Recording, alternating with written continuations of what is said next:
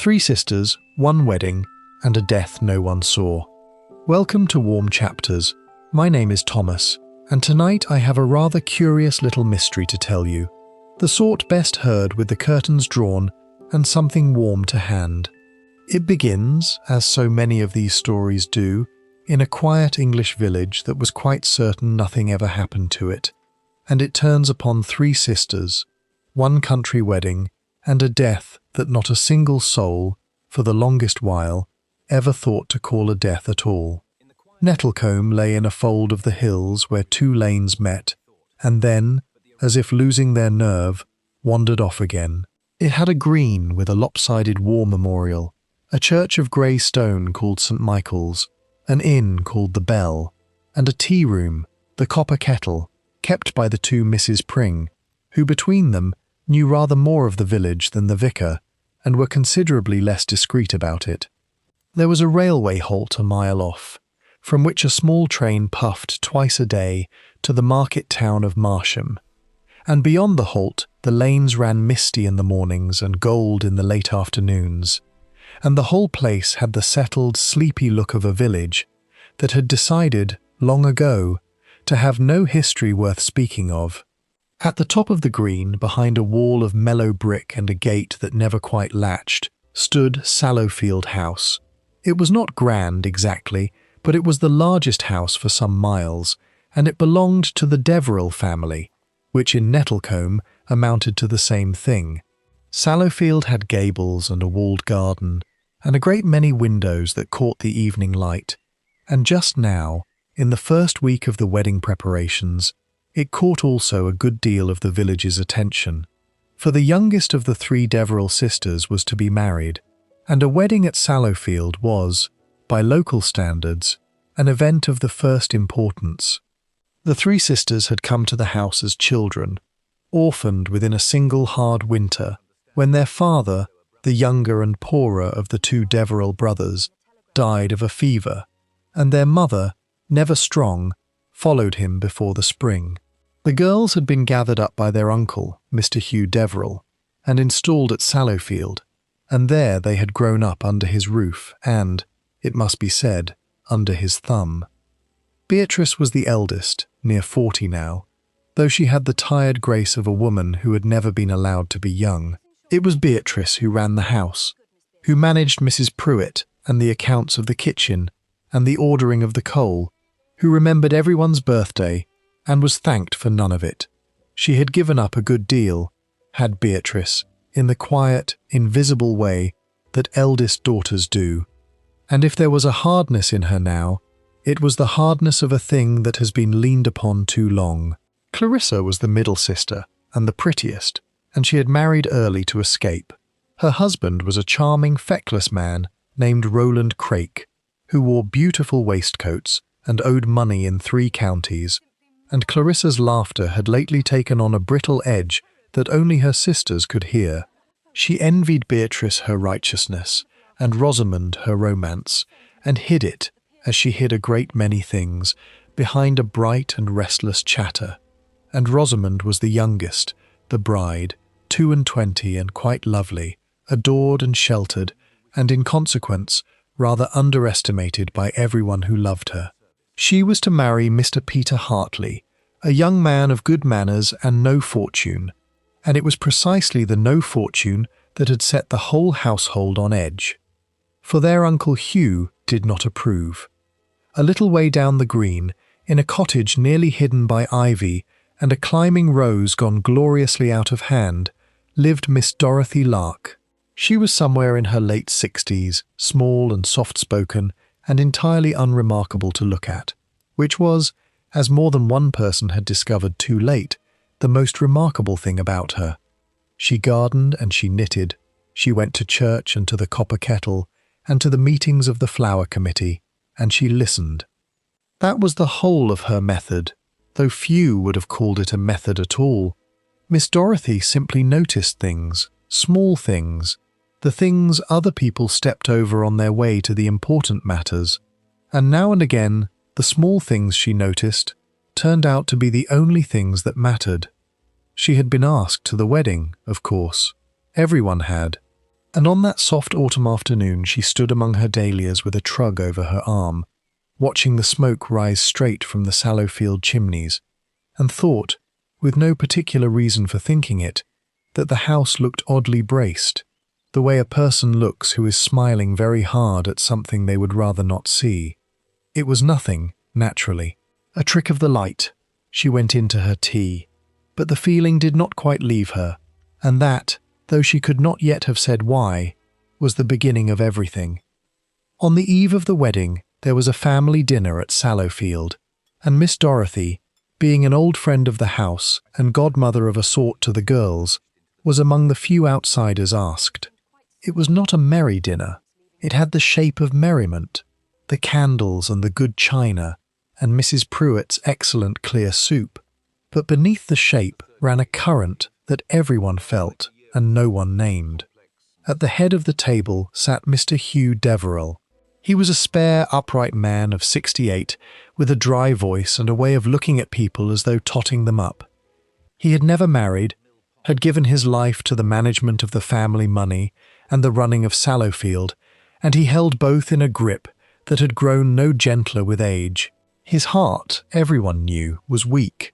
Old Dr. Mead had him on heart drops, a small brown bottle kept always on the shelf in his study, and the doctor was most particular about the dose, so particular that Hugh had made rather a ritual of it.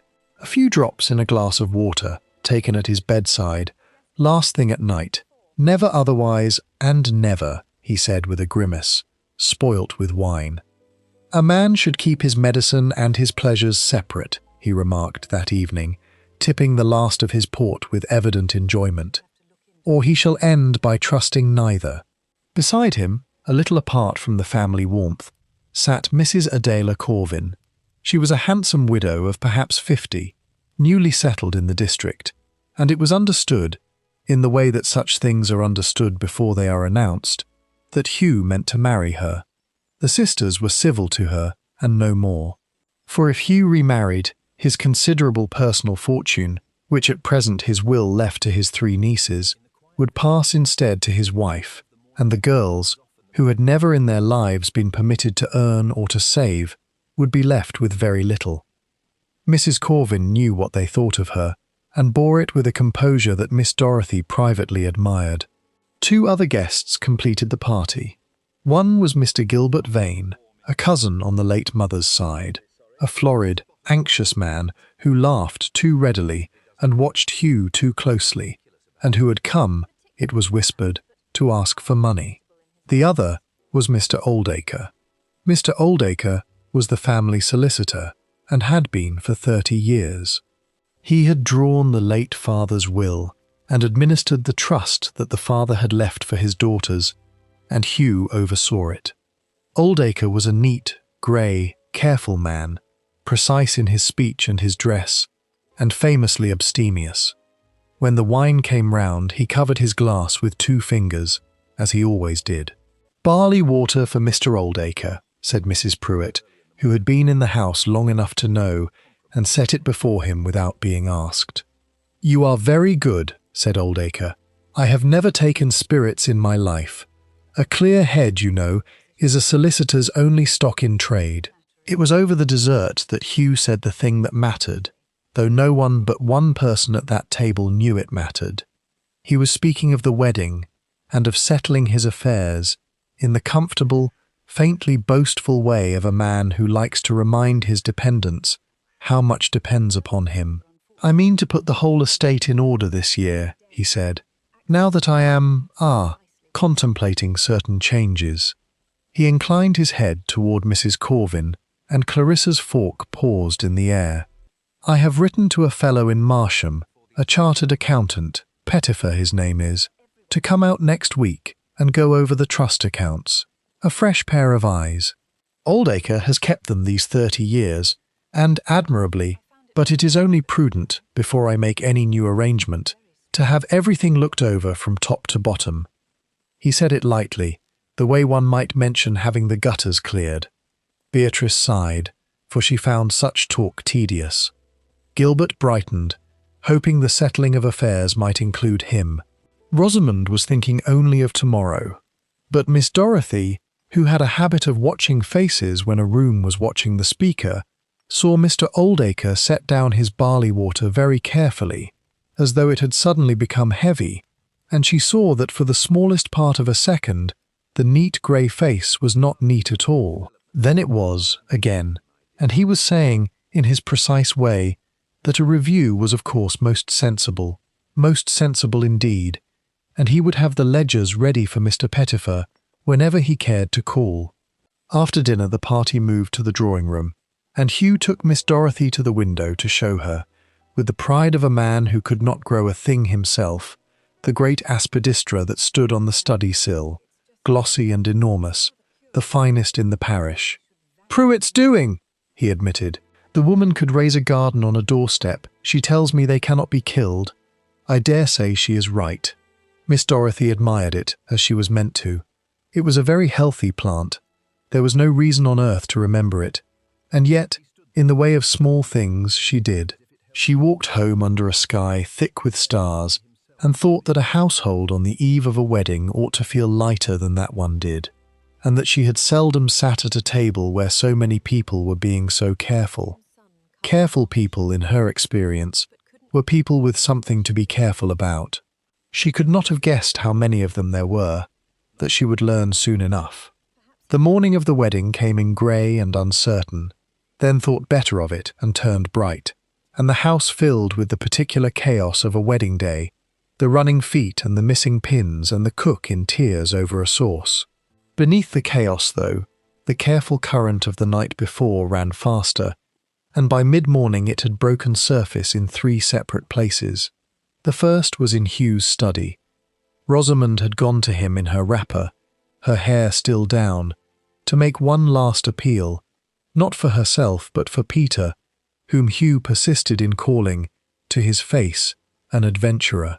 What passed between them no one saw in full, but the maid Ellen, going by with an armful of linen, heard the old man's voice go hard, and heard him say that if she married a penniless nobody against his wishes, she need not look to him for a farthing, now or ever, and she heard Rosamond cry out, in the way that the young cry out when they do not mean it, "Then I wish you were gone, uncle.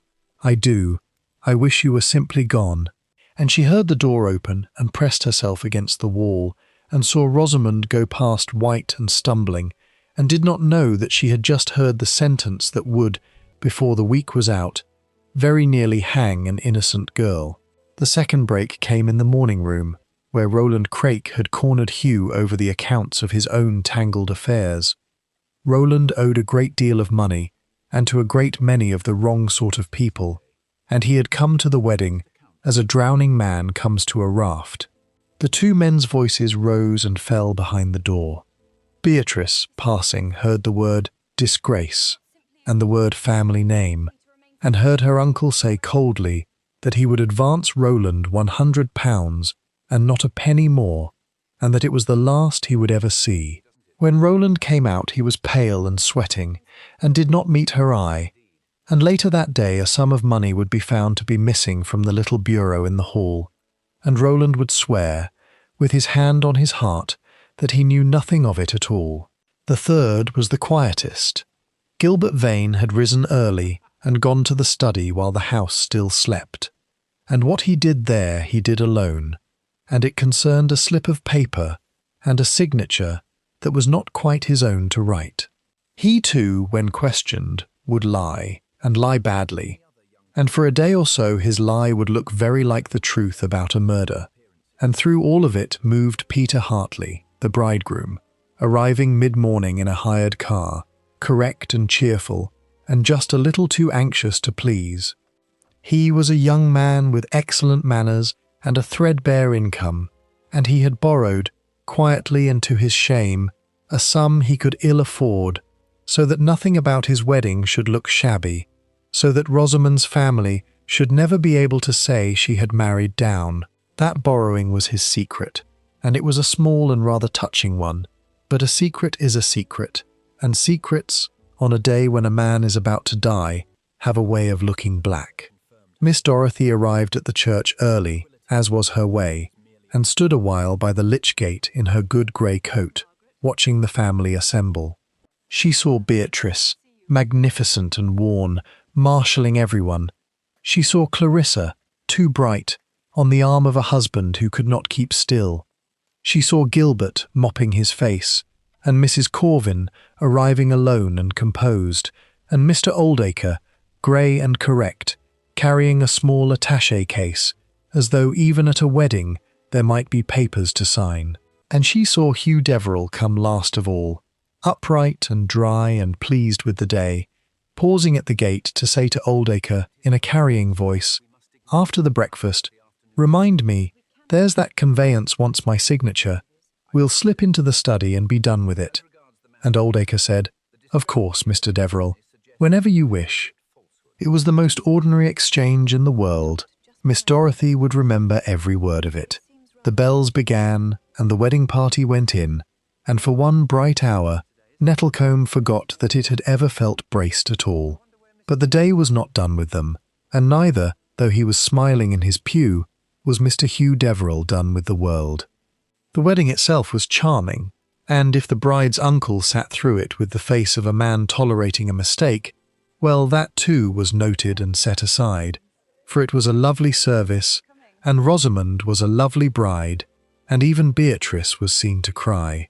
The reception was held at Sallowfield, in the walled garden and the 2 long drawing rooms thrown open into one, and by 4 o'clock the house was as full as it had ever been.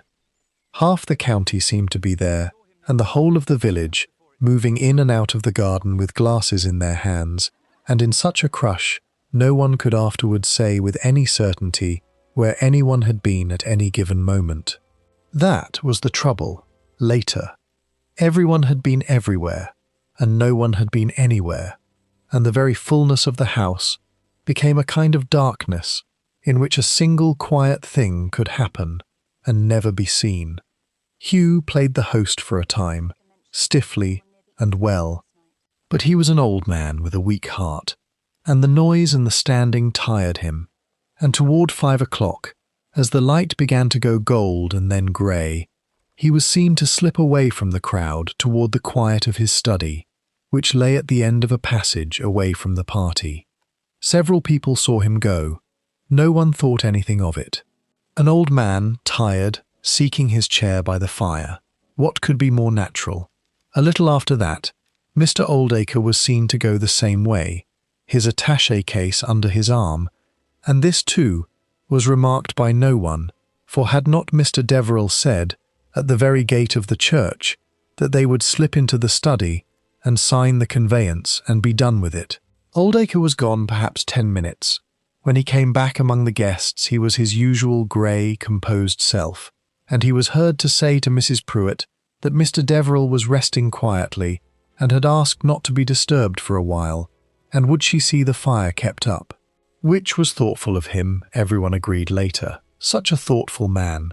The party went on, the light failed, lamps were lit, and it was not until near 7, when the guests had thinned, and Beatrice went to fetch her uncle, so that he might see the last of them off, that she opened the study door and found him.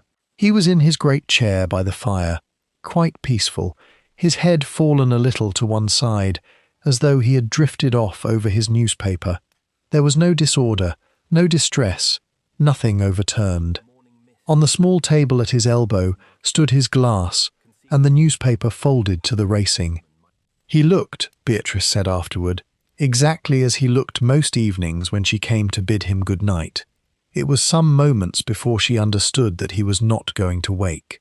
Dr. Mead came at once, being only across the green, and did what there was to do, which was little. Hugh Deverell was dead, and had been dead an hour or more, and to old Dr. Mead, who had physicked that heart for 15 years and warned its owner 100 times, there was nothing in the least mysterious about it. A weak heart, a long tiring day, the excitement of the wedding, a glass of port he ought not to have had. The old man had simply gone to his chair and let go.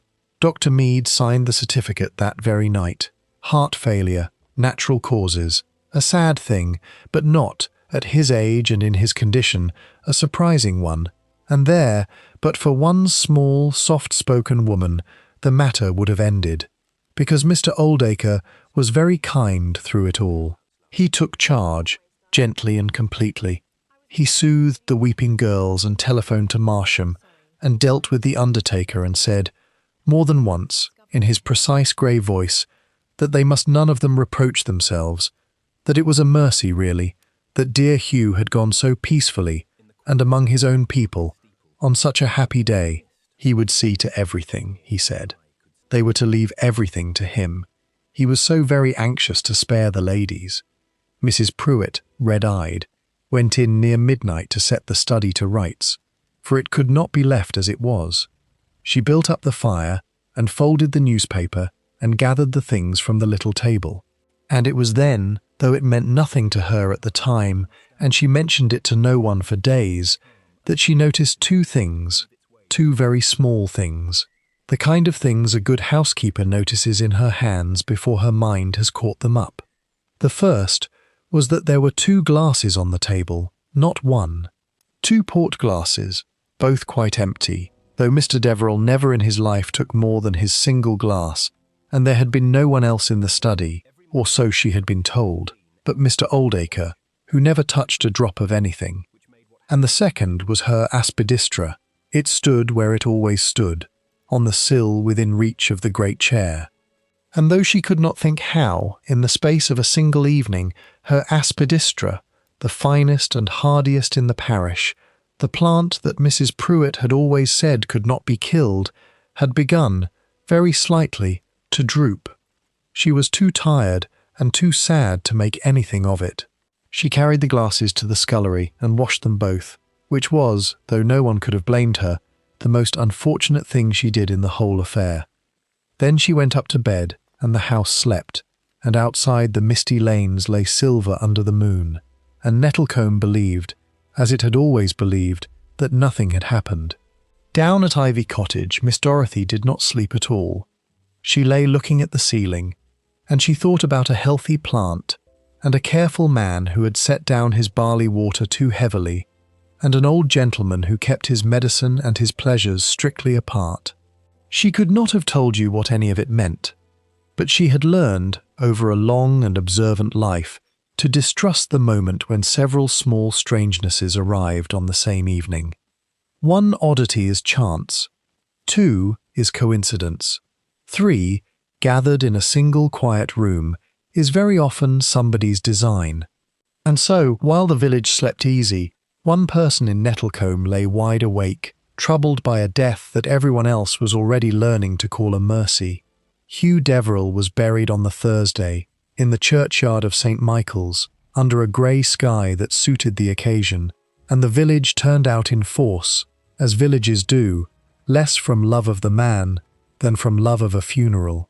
Mr. Oldacre stood at the graveside with the three sisters, grave and grey and indispensable, and afterward there were sherry and seed cake at Sallowfield, and everyone agreed that it had all been very sad and very sudden, and, on the whole, very peaceful, and that it was a blessing he had lived to see dear Rosamond wed. Miss Dorothy came to the funeral, and to the seed cake after, and she said the right things and pressed the right hands, and she watched. She watched Beatrice, dry-eyed now and grimly capable, holding the household together as she had always held it. She watched Clarissa weep a great deal, and glance a great deal at the door, and Roland Craik at her side, sweating in his black coat, a man with something on his mind. She watched Rosamond, the new bride, who ought to have been on her honeymoon, and was instead standing among the funeral flowers, white and silent, and starting at every sound. She watched Gilbert Vane leave early, and she watched Mr. Oldacre move among them all, soothing, arranging, sparing the ladies, and she thought what a very great deal of trouble one grey little man was taking over the affairs of a family to which he was not, when all was said, related at all. There was nothing to act upon. A tired heart in an old man was not a crime, and a plant that drooped, and two glasses that had been washed, were not evidence of anything, and a wise woman who has reached her age without making a fool of herself does not go about a grieving village suggesting that its most respectable citizen has been murdered on the strength of an aspidistra. So Miss Dorothy said nothing to anyone. But she did do one small thing. She wrote a note, not to the family and not to the doctor, but to an acquaintance of some years' standing, Inspector Rudd of the Marsham Police, who had cause to remember her from the unhappy business at Fenwick Mill 2 winters before, when a small grey lady had noticed the one thing that a great many clever men had walked straight past. The note was very short and very mild. It said only that in the matter of the late Mr. Deverill of Nettlecombe, there were 1 or 2 small domestic details that had struck her as curious, and that if it were ever thought worth a second glance before the estate was quite wound up, she would be glad to mention them over a cup of tea. Inspector Rudd was a large, patient, sandy-haired man who did not believe in intuition and had learned, against every instinct he possessed, to believe in Miss Dorothy.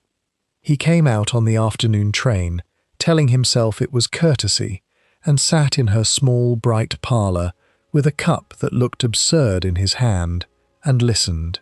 She told him about the heart drops, and how the doctor was most particular about the dose, and how Hugh had made a point, a positive ritual, of taking them only in water at his bedside, never in wine. She told him about Mr. Oldacre, who had never in his life touched spirits, and about the 2 port glasses, both empty. She told him about the aspidistra, and watched him fail entirely to see why a plant should matter. And she told him about a chartered accountant named Pettifer of Marsham, who had been engaged to go over 30 years of trust accounts, and who now, she supposed, would not be troubled to come out at all. "And what," said Rudd heavily, "do you make of all that, ma'am?" "I do not know that I make anything of it," said Miss Dorothy, refilling his cup. "I only know that it does not settle, and things that will not settle, Inspector, are usually being held down by somebody." She paused. "It would be a very small thing, would it not, to ask whether Dr. Mead might have been a little too sure. A weak heart explains a great deal. It is a most obliging condition. It explains, in particular, a man who has been given rather too much of the very medicine his heart depends upon." Rudd set down his cup. He was a careful officer, and he did not like loose ends any better than she did, and though he thought it 9 parts moonshine, he thought also of Fenwick Mill. There had been no exhumation ordered, the certificate being clean and the death being recent, but a quiet word with the police surgeon, and a quiet examination before the winding up of the estate. These things could be arranged without any fuss and without alarming a soul. They were arranged. And 3 days later the police surgeon at Marsham, a thorough and unimaginative man who had expected to find nothing, found something. He found that Hugh Deverill had died with a great deal more of his heart medicine in him than any single careful dose could account for. Enough, in fact, to stop a heart already tired. And since Hugh Deverill had been famous all his life for the caution with which he took that medicine, since he had never, in living memory, taken it except in water at his bedside, and had certainly not gone to bed on the day of his niece's wedding, the finding admitted of only 2 explanations. Either the most careful man in Nettlecombe had, on that one day of all days, made a fatal and uncharacteristic blunder, or someone had given it to him. The certificate was withdrawn. The word, so gently, so quietly, that the village hardly heard it at first, changed from misadventure to murder. And Nettlecombe, which had believed that nothing ever happened to it, discovered that something had happened after all, at the wedding, in the study, in plain sight of a house full of guests, and that not one of them had seen a thing. The trouble was that, once you looked, a very great many of them had reason to wish it done. There is nothing that empties a house of comfort so completely as the arrival of the police, and yet the police, when they came, were courteous and quiet, and did their work in the professional way, with alibis and timetables and the careful sifting of documents. Inspector Rudd took over the study. He established, as nearly as a crowded afternoon would allow, who had gone down that passage and when. He found that a great many people had passed the study door, that the house had been a whirl of comings and goings, and that the crush which had made the murder possible now made the untangling of it very nearly impossible. The physical evidence was the police's province, and they were good at it. But there was another kind of evidence, the kind that lives in the way a woman folds her hands when she is asked a simple question, in the flicker of a glance toward a locked drawer, in the small untruths that people tell not because they are guilty of the great thing, but because they are guilty of some smaller thing they would die rather than have known. And that kind of evidence does not yield to an inspector with a notebook. It yields, if it yields at all, to a harmless old lady with a work basket, who has come to sit with the bereaved and to be, as she puts it, of any little use she can. So Miss Dorothy came to Sallowfield, and sat with the sisters, and knitted, and let them talk, and it is remarkable what people will say to a woman who is knitting. Beatrice was the first. She sat very straight, her hands busy with the black-edged letters that a death sets flowing, and she spoke of practical things, the estate, the servants, the fearful uncertainty of the money, now that the will must be read. And Miss Dorothy, knitting, observed that on 2 afternoons that week Beatrice had put on her hat and gone out alone, and had come back with a softness in her face that all the grief in the world could not account for, and had, each time, slipped a letter into the fire before she came fully into the room. "You have had a great deal to bear, my dear," said Miss Dorothy comfortably, "and for a great many years. I hope now you will let yourself think a little of your own happiness." Beatrice looked up sharply, and then, to her own evident surprise, coloured like a girl. "I don't know what you mean," she said, which is the thing people always say when they know exactly what one means. And Miss Dorothy smiled and dropped a stitch on purpose and asked her to help pick it up, and said no more, but she had learned what she needed. Beatrice had a secret, and it was a warm one. And warm secrets do not, as a rule, drive women to murder. They only make them lie about their afternoons. Clarissa was harder to read, because Clarissa was frightened, and frightened people are unpredictable. She talked and talked of Rosamond's ruined honeymoon, and the horror of it all, and how she had scarcely slept, and all the while her eyes went to the window and to the hall, as though she were waiting for someone, or dreading them. Miss Dorothy, gently, brought the talk round to money, the way one brings a boat round in a slow current, and watched Clarissa go white. For there was the matter of the missing sum from the bureau in the hall, which the police had noted, and there was Roland, who had quarrelled with the dead man about money not 2 hours before he died, and there was the plain fact that Clarissa and Roland Craik were, between them, in the kind of financial hole out of which a large inheritance is the only ladder. Clarissa knew how it looked. She was terrified of how it looked, and so, when the inspector asked Roland where he had been at 5 o'clock, Roland had said, firmly, the garden, the whole time, in full view of everyone, and Clarissa had said the same, and neither of them could name a single soul who had seen them there. They were lying.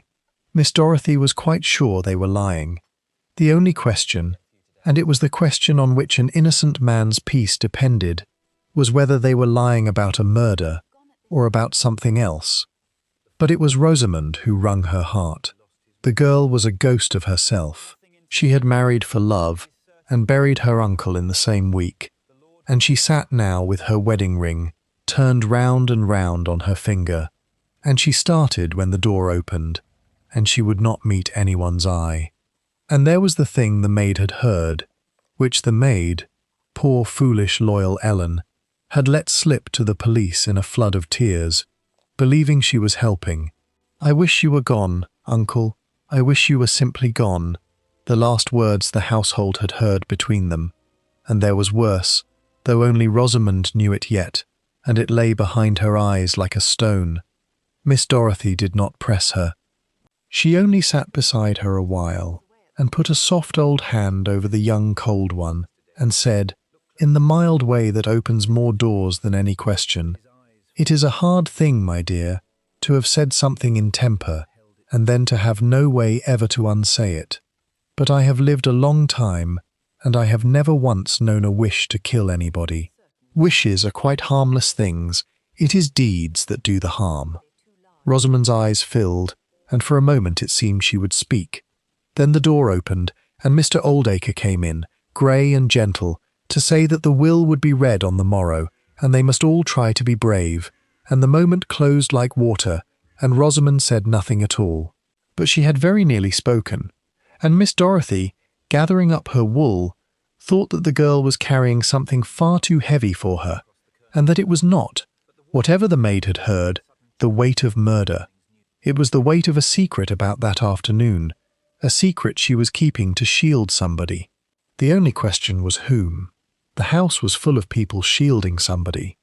That, Miss Dorothy was beginning to see, was the whole shape of the thing. And somewhere in the middle of all that loyal, frightened lying, one person was lying for a very different reason, and lying better than all the rest. The will was read the next morning in the library, with the whole family gathered and Mr. Oldacre presiding at the desk, the deed box open before him, and his spectacles on his nose. And it held no surprises, which was itself a kind of surprise, for a good many people had been quietly hoping otherwise. Hugh Deverell's personal fortune, and it was a considerable one, was left, in equal shares, to his 3 nieces. There was a small legacy to Mrs. Pruitt, for her long service, and a smaller one to Gilbert Vane, and nothing at all to Mrs. Corvin, for the simple reason that Hugh had died before he could alter a word of it. The will was the old will, unchanged, the will he had made years before he ever met Adela Corvin, and by dying when he did, he had left everything precisely as it had stood. And there, said the whole village when it heard, was your motive, plain as a signpost. The 3 sisters and their husbands and their prospects all saved at a stroke, for had Hugh lived another month he might have married Mrs. Corvin and cut them out, or lived a year and grown weary of them, or a day and quarrelled past mending with Rosamond. Every hour he lived was a danger to their inheritance. And he had died, so conveniently, on the very afternoon when the house was too full for anyone to be watched. The sisters had the motive, and the sisters had been there, and the sisters, one and all, were telling small lies about where they had stood. Inspector Rudd, being a sound officer, leaned that way. Miss Dorothy, being Miss Dorothy, sat in her cottage that evening, with her cat on her knee, and turned the thing over and found that it would not lie flat, because it was too plain. That was the trouble with it. It was the motive that lay on the surface, the motive that anyone could see, the motive that half the county was already discussing over its fences. And in Miss Dorothy's long experience, the murder that is done for the obvious motive is done clumsily, in heat, with a raised voice and a poker, not quietly, in a crowded house, with a careful extra measure of a man's own medicine slipped into a glass of port by someone who knew, precisely, how much would be enough and how little would be noticed. This was not a murder of temper, it was a murder of arithmetic. It had been thought about, and the sisters, poor frightened creatures, were not thinking about anything just now, but how to get through the next hour. There was, besides, the matter of Mrs. Corvin. Miss Dorothy took her tea the next day at the Copper Kettle, where the Misses Pring were dispensing scandal with the scones, and the whole village verdict was there to be heard. Mrs. Corvin, said the Misses Pring, with relish. That was where they would look if they had any sense. A designing woman, come from nowhere, and hadn't she meant to marry him and get the lot, and now he was dead, so there. And Miss Dorothy, buttering her scone, thought that the Mrs. Pring, like the whole village, had got it exactly upside down. For that was the very point. Mrs. Corvin had meant to marry him. Alive, Hugh Deverell was Adela Corvin's whole future, a comfortable marriage, a fortune, a position. Dead, and dead before the wedding, he was nothing to her at all, less than nothing, for the old will left her not a farthing, and the county her enemy. Of every soul in that house, Mrs. Corvin was the one person who was ruined by Hugh's death rather than saved by it. Whoever had reason to want the old man gone, it was not the woman who had been counting on him to live. That was the beauty of it, and the pity of it.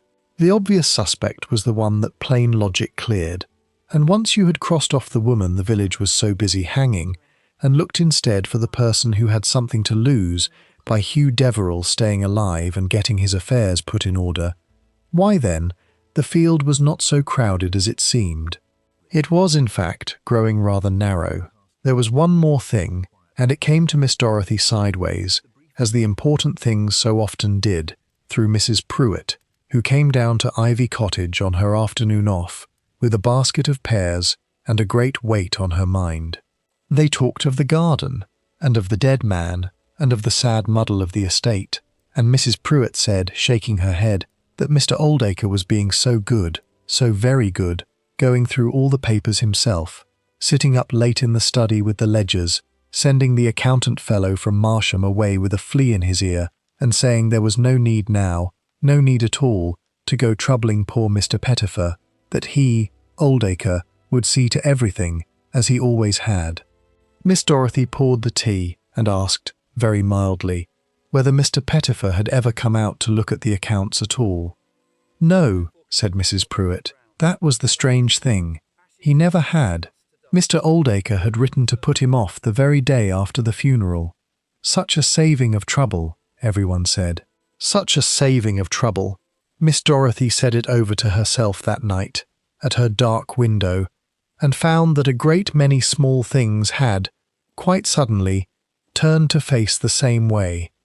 A remark at dinner about a fresh pair of eyes, a grey face that had not, for one instant, been quite composed, an accountant engaged, and then, the moment the man who engaged him was safely dead, sent quietly away, and a solicitor who was so very, very anxious to spare the ladies the least trouble of looking too closely at 30 years of accounts. She did not sleep, but this time it was not because the thing would not settle. It was because it had. She had it now, or the shape of it, and the shape frightened her a little, as the truth always does when it turns out to be someone respectable. But a shape is not a proof, and Miss Dorothy was too old and too careful to go to Inspector Rudd with nothing but a plant and a piece of reasoning. She needed the one hard thing that would turn her quiet certainty into something a court could hold, and she knew now where it must lie. It lay in 30 years of trust accounts that a very frightened man was, at this moment, working very hard to put beyond anyone's reach. She was not the only one thinking about those accounts. For while Miss Dorothy sat reasoning at her window, a lamp was moving, late, behind the study window at Sallowfield, and Mr. Oldacre was doing the last necessary thing. He had killed a man to stop those ledgers being read, and he had thought, when it was done, that he was safe. The accountant was put off, the death was certified, the estate was in his own careful hands.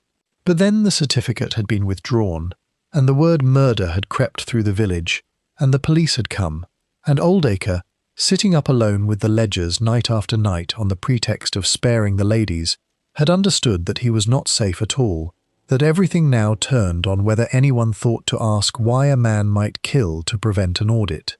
And so he had begun, quietly, patiently, to make the audit impossible, to alter a figure here, to remove a page there, to rewrite the record of his long, small, patient thefts into something that would bear the closest looking, and, most of all, to find and to burn the one paper that gave the game away, the letter from the dead man's own hand, engaging Mr. Pettifer, in black and white, to examine those very accounts, the letter that proved Hugh Deverell had died on the eve of the one thing his solicitor could not survive. He found the house copy of that letter in Hugh's desk, and he burned it, and he thought that was the end of it. But a house is never as empty as a guilty man believes. Young Ellen, the maid, sleepless and grieving, and half sick with the trouble her own foolish tongue had brought on Miss Rosamond, had come down in the small hours for a glass of milk, and had seen the lamp in the study, and had seen, through the half-open door, Mr. Oldacre feeding papers to the fire, page after page, his grey face working in the light of it. And Ellen, who was not clever but was not a fool, had gone cold to the bone and crept back up to bed and told nobody, because who would believe a maid against Mr. Oldacre, and because she was frightened, and because the next morning Mr. Oldacre had met her on the stair and looked at her, just looked, in a way that dried the words in her throat, and said gently that these were sad times, and that a girl who talked out of turn could do a great deal of harm to a family already grieving, and that she would do best, for everyone's sake, to keep her own counsel and mind her work. It was not a threat. A man like Oldacre never threatened. It was a kindness with a blade in it, and Ellen felt the blade, and said nothing, and went about her work white and shaking. She would have said nothing to the end, most likely, but that she carried it to the one person in the house who had made her feel, in all that dreadful week, that she was neither wicked nor stupid. On the Friday, when Miss Dorothy came again with her work-basket, Ellen found her alone in the passage, and, in a rush of tears, poured it all out, the lamp and the burning papers and the grey face, and the soft, terrible words on the stair. Miss Dorothy listened to the end. She dried the girl's eyes and told her she had done exactly right, and that she was a good, brave girl, and that no harm should come to her. And then she sat down rather suddenly on the hall chair, because she was not a young woman, and the thing had come home to her at last in its full weight. It was one matter to reason, over one's knitting, that a respectable man had done a quiet murder for money. It was another to know, now, past any doubt, that the same man was among them still, sleeping under this roof, going through these papers, watching this frightened girl with his mild grey eyes, and that he had already shown he would do whatever the arithmetic required. The letter that would have proved everything was ashes. The accounts were being remade beneath his patient hand, and the household, which had wept for him and thanked him and left everything so gratefully to him, had not the faintest idea that the man they were sheltering was the very thing they had all, in their frightened, secret-keeping way, been so busy shielding one another from. There was no time now for tea and gentle observation. Miss Dorothy put on her hat and walked, as fast as her old legs would carry her, to the post office, and sent a telegram to Inspector Rudd at Marsham. It was, once again, a very short message. But it was not, this time, in the least mild. Inspector Rudd came out on the next train, and this time he did not tell himself it was courtesy. He came with a sergeant and a warrant to examine the trust accounts, and he set about, in his sound, methodical way, the work that Miss Dorothy could not do, the work of documents and telegrams and the tracing of money. And while he did it, the last of the household's small untruths came, one by one, gently to light, and each in its turn was found to be exactly what Miss Dorothy had supposed it to be, a private shame, and not a murder at all. Beatrice was the easiest in the end, and the tenderest. Confronted, kindly, with her secret afternoons, she gave it up with a kind of relief, and it was only this. Years before she had loved Mr. Redfern, the organist at St. Michael's, a good and gentle man of no fortune, and her uncle had forbidden the match, needing her too much at home to let her go, and she had bowed to him, as she bowed to everything, and given up her one chance of a life of her own. And now, with the uncle dead, she had let herself, guiltily, at his very funeral, begin to hope again, to meet Mr. Redfern in the lane, and to burn his letters, lest anyone should think her heartless for finding happiness in a house of grief. That was her whole dark secret. She had lied about her afternoons to hide, not a killing, but the first shy blossom of a joy she thought she had no right to feel. Miss Dorothy, hearing it, could have wept, and instead told her, firmly, that she had every right in the world, and that she was to marry her organist and let the village talk itself hoarse. Clarissa and Roland were shabbier, but no worse. Roland, cornered, admitted at last that he had taken the money from the bureau, £40, in a moment of blind panic, being desperate and ashamed, and unable to face begging his dead benefactor's family so soon. He had meant to put it back. He had lied to the police because a man who is found to have stolen £40 on the day of a murder does not care to advertise the fact, and Clarissa had lied to cover him, out of that fierce, weary loyalty that unhappy wives so often keep for husbands who do not deserve it. Their debts were real, and their fear was real, but their crime was a small and squalid theft, and their alibi, when at last they told the truth of it, was the most human alibi imaginable. They had spent the crucial half-hour hidden in the potting shed, quarrelling in furious whispers about money, seen by no one because they had gone to great trouble not to be seen. It was not a thing to be proud of. It was not, however, murder. Gilbert Vane's secret was the paper he had spoiled in the study on the wedding morning. He had forged his cousin's signature on a small note of hand, a promise of money he had convinced himself Hugh meant to give him anyway, and he had lived in terror ever since that the forgery would be found among the papers of the estate. His fright, his hovering, his lies, all sprang from this one shabby forgery, and when it came out he wept with the sheer relief of no longer being suspected of the greater thing. A forger and a fool was Gilbert, but not a poisoner. And Peter Hartley, the bridegroom whom the village had been so ready to cast as an adventurer, turned out to be guilty only of pride. He had borrowed money, quietly, to pay for a wedding grander than he could afford, so that his bride's grand family should never be able to sneer at what he gave her. His secret meetings, so sinister to the gossips, had been with a moneylender in Marsham and with the jeweller who was letting him pay for Rosamond's ring by instalments.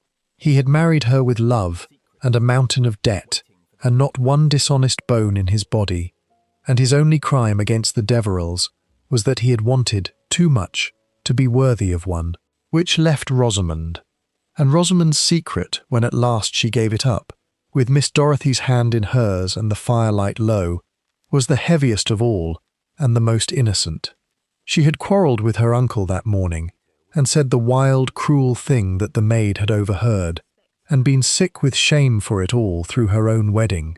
And that afternoon, near 5 o'clock, she had slipped away from her own reception and gone down the passage to the study to say she was sorry, to make it right before she left him, because she could not bear to begin her married life with those words unmended. And she had opened the door and found her uncle in his chair, grey and struggling for breath, his hand at his collar, already past helping and past speaking, and Rosamond, 21 and terrified, believing in that dreadful moment that her own furious wish had somehow struck him down, that she had willed this, had fled. She had said nothing.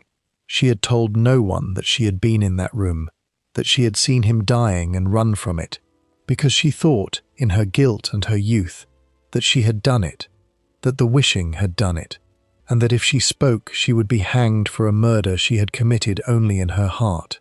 "You did not kill him, my dear," said Miss Dorothy, very gently, into the girl's weeping. "You could not have. He was already dying when you came, and he was dying of something that had been given him a good half-hour before, by a hand a great deal steadier and a great deal older than yours. You ran from a thing that was already done. There is no sin in that, only sorrow, and you have carried it quite long enough." So there they were, every one of them. The spinster with her forbidden love, the wastrel with his stolen £40, the fool with his forged note, the proud young husband with his debts, the frightened bride with her wish. A whole houseful of people, each lying, each shielding another or themselves, each certain that their own small darkness was the darkness at the heart of the affair, and not one of them the murderer. For while every one of them had been lying about something small, one person, and one only, had been lying about the one thing that mattered. And he had been able to do it so well and so long, precisely because he had made himself the man to whom everyone else confided, the safe grey harbour, the solicitor who kept all their secrets. It is a very useful thing, when one has done a murder, to be the person everyone trusts to help them hide their innocence. The proof, when it came from two directions at once, the hard and the soft, the inspector's arithmetic, and Miss Dorothy's plant, and where they met there was no room left for doubt. The hard proof was in Marsham, for Mr. Oldacre had made one error, the error of the careful man who thinks he has thought of everything. He had burned the house copy of the letter engaging Mr. Pettifer, but he had not, because he could not, burn the letter itself, which lay safe in Mr. Pettifer's own office, where the dead man had sent it. Inspector Rudd had only to walk in and ask for it. There it was, in Hugh Deverell's own hand, dated the week before the wedding, instructing Mr. Pettifer to make a full and independent examination of the Deverell Trust accounts, which had been in the sole keeping of Mr. Oldacre these 30 years. And when the police accountants set to work on those accounts, hurriedly and clumsily redoctored though they now were, the pattern beneath the patching was not hard to trace. For years, in small, careful sums, money had been drawn from the trust that had never gone where it should. Oldacre's own firm, it emerged, had been quietly failing for a decade, and he had kept it, and his good grey name, afloat on the money of 3 orphaned girls who never knew they were poorer than they thought. Discovery would have meant ruin, disgrace, and prison, and discovery had been fixed, by the dead man himself, for the week after the wedding. That was the motive, in black and white. A man will do a great deal to keep from being seen for what he is. That, Miss Dorothy had always found, was the commonest motive of all, commoner than greed, and far commoner than hate, the plain terror of being found out. The soft proof was the one that told her how. She laid it out for Rudd over the ledgers, in her mild, unhurried voice, and it was nothing but a handful of small domestic facts that anyone might have known, and no one had troubled to add together. Hugh Deverell had been killed with his own heart drops. Everyone agreed on that. And Hugh Deverell had taken those drops in one way only, in water, at his bedside, at night, a ritual so fixed that the whole household could recite it. He had not gone to bed that day, so the fatal measure had not been in his bedtime water. It had been in something he drank, that afternoon, in the study. And what had Hugh Deverell drunk in the study that afternoon? Port. There were 2 glasses of it, both drained. Mrs. Pruitt had washed them, poor soul, but she had seen them first, and she had counted 2. 2 glasses. And who had been with Hugh in the study to share a glass of port? By his own arrangement, made aloud at the church gate for anyone to hear, one man, Mr. Oldacre, come to have the conveyance signed. Mr. Oldacre, who in 60 years had never touched a drop of wine or spirits in his life, who covered his glass at every dinner, who took his barley water while other men took their claret. That man had, on that one afternoon, apparently sat down and shared a companionable glass of port with Hugh Deverell, and drained it to the bottom. He had not drunk it, of course. A lifelong abstainer does not suddenly take to port at a funeral in waiting, and had he truly drunk it, the police surgeon might have had 2 bodies to consider, for who was to say the extra measure had gone only into the 1 glass? No, he had poured 2 glasses because he needed the warmth of a shared toast, a private glass between old friends to the family's future, to happier times, to persuade a tired and suspicious old man to drink down, without question, the port that had been prepared for him. And his own glass, the innocent one, he had tipped quietly away while Hugh drank, so that the little scene should look complete. 2 empty glasses, 2 old friends, nothing amiss.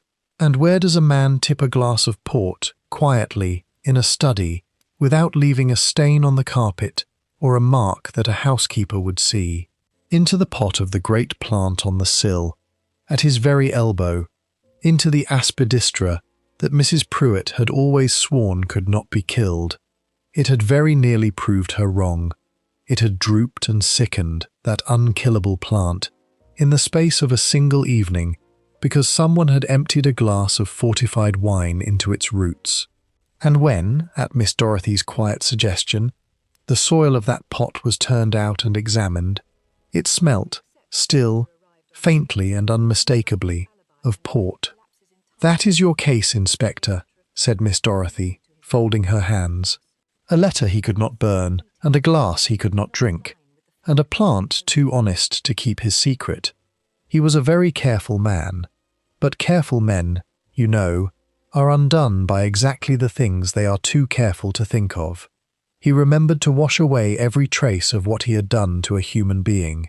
It never crossed his mind to wonder what he had done to a plant. Rudd looked at her for a long moment. Then he closed the ledger. "I have never," he said, "in all my years, brought a man to trial on the evidence of an aspidistra." "No," said Miss Dorothy comfortably. "But you will have the letter, and the accounts, and the maid who saw him at the fire, and the glass and the plant. And I dare say when he sees how the small things have gathered against him, he will not put you to the trouble of the aspidistra at all. Men like Mr. Oldacre do not care to be seen struggling. It offends their sense of themselves. Offer him the chance to be quiet and dignified about it, and he will take it. It is the last vanity such men have left." She was, as she generally was, entirely right. There was no dramatic arrest, no chase down a misty lane, for that was never Miss Dorothy's way, nor the way of the man she had run to earth. It was done, in the end, almost gently, in the library at Sallowfield, on the afternoon appointed for the winding up of the estate, with the family gathered and the tea things in, and Mr. Oldacre at the desk with his deed box, exactly as he liked to be.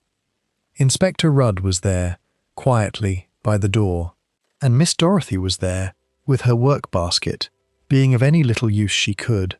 And when the business of the afternoon seemed done, she said, in her mild way, that there was just one small thing she had never quite understood, and perhaps Mr. Oldacre, who understood everything, would be so kind as to explain it to her. When had he taken to drinking port? The room did not follow her at first, but Mr. Oldacre did. She watched the grey, careful face across the desk, and she saw it understand her, completely, in an instant, the way it had understood her once before over the barley water, and she saw the long habit of composure fight, and this time lose. He set down the paper he was holding, very carefully, as he had once set down his glass, and for a moment the neat grey mask was quite gone, and what looked out from behind it was not a monster at all, but only a tired, frightened, ordinary old man who had spent 30 years being trusted and could not, now, bear to be seen. He did not struggle. She had known he would not. He looked round the room, at the 3 girls whose money he had spent and whose uncle he had killed, and at the inspector by the door, and something in him seemed simply to put down a weight it had carried too long. When he spoke, it was in the same precise grey voice he had always used, and he told them, quite calmly, how the firm had been failing, and how the first small borrowing had been meant only as a loan, to be paid back before anyone was the wiser, and how the loans had grown as such things grow, and how he had lived for years on the edge of the pit, keeping his good name spread over it like a cloth over a hole in the floor. And how Hugh, dear meddlesome Hugh, tidying his affairs for a marriage, had decided to have the trust looked over by a stranger, and how he, Oldacre, had known that the cloth would be lifted at last, and the whole long fall would open under him. He had not, he said, and here his voice did waver, ever meant to be a murderer. He had meant only to stop the audit. But there was no way to stop the audit while Hugh lived. And so, quite reasonably, quite logically, in the small grey hours of one desperate night, he had stopped Hugh. It had seemed, he said, almost like arithmetic. One old man, already ill, already old, weighed against his own whole life and name. He had thought he could bear it. He had not known, until it was done and could not be undone, that a man might spend the rest of his days envying the very corpse for having got the quieter share. Then he stopped and folded his hands, and was the grey, composed solicitor once more, and said that he supposed the inspector would wish him to come to Marsham, and that he would give no trouble. He gave none. He went out between the 2 policemen as quietly as he had lived, and the misty lane took him, and Nettlecombe never saw him again. And the 3 sisters sat among the papers of their uncle's estate, and understood, slowly, that the harmless grey man who had wept with them and arranged everything and spared them every trouble had been, all the while, the one thing in all that dreadful week that they had truly needed to fear. Rosamond began, softly, to cry, but it was a different weeping now, the loosening kind, the kind that mends. Beatrice put her arm about her, which she had not done in years, and Clarissa, for once with nothing to hide, reached across and took her eldest sister's hand. 3 sisters, who had spent a lifetime being careful with one another, sat together in the failing light with nothing left to be careful about, and were, for the first time in a very long while, simply sisters. Miss Dorothy gathered up her wool and slipped away without disturbing them, as the truly kind so often do. There is a moment, at the end of these affairs, when the detective becomes the one person in the room who is no longer needed, and Miss Dorothy had always known when that moment had come. She let herself out by the garden door, into the cool of the evening, and walked home down the green under the first of the stars. The trial, when it came, was quiet and quick, for the accused gave no trouble, and the evidence, the letter and the accounts, and the maid and the glass, left nothing to argue. The village, which loves nothing so much as a scandal until it arrives, found that it had rather less appetite for this one than it expected, for there is no pleasure in the fall of a man who was only, in the end, weak and frightened, and undone by his own respectability. Nettlecombe spoke of it for a season, and then, being a village, spoke of other things, and the lanes lay misty in the mornings as they had always done, and the small train puffed to Marsham twice a day, and the world went on. At Sallowfield, the mourning cloth came down from the mirrors at last. The money, what the years of quiet theft had left of it, was set to rights as far as it could be, and it was enough, for the sisters had never needed a great deal, only the freedom to choose their own lives, which their uncle, living, had never allowed them, and, dying, had at last let fall into their hands. Beatrice married her organist that spring, in the same grey church, and if it was a smaller wedding than her sister's, it was a warmer one, and she went to it with a colour in her face that no one at Sallowfield had seen in 20 years. Clarissa and Roland went abroad, to somewhere cheaper, to try, soberly, to mend what could be mended, and whether they managed it, the story does not say. But Clarissa wrote home more kindly than she used to, which was something. And Rosamond and her Peter, freed at last of both their secrets, the debt confessed and forgiven, the terrible wish laid to rest, began their married life as they should have begun it, poor and happy and altogether unremarkable, which is the very best way there is. Mrs. Pruitt stayed on, and grew her garden on its doorstep, and her aspidistra, tenderly nursed, put out a new leaf by Christmas, and lived, in the end, to a great age, having survived the one thing everyone had always said could never kill it. She never fully understood the part it had played, and no one had the heart to tell her that her houseplant had hanged a man. She only knew that Miss Lark had been very interested in it once, and that Miss Lark was a good deal cleverer than she looked, which the whole village had by now, rather too late, discovered. And Miss Dorothy went back to her dahlias. She was asked, once or twice, at the Copper Kettle and after church, how she had known, how a person could look at a grieving family and a peaceful old man asleep in his chair and see, where everyone else saw only sorrow, the shape of a murder.